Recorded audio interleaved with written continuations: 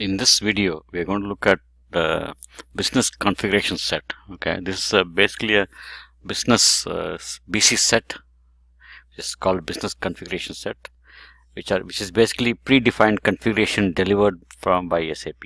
Okay, so now we are going to look at the rule set which is delivered. Okay, so if you just search by GRAC RA rule set star, you can see all the rule sets which are pre-delivered within GRC.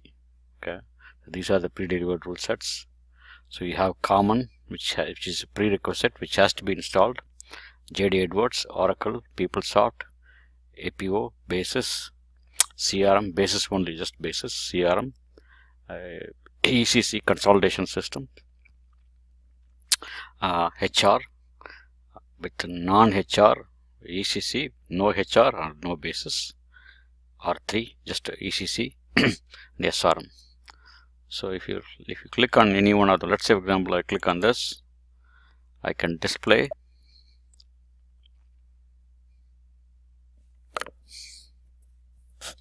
and then I can see what data it is going to bring in. So once you deploy this, it's going to basically import this data into the tables, and this is the table which is going to get the data.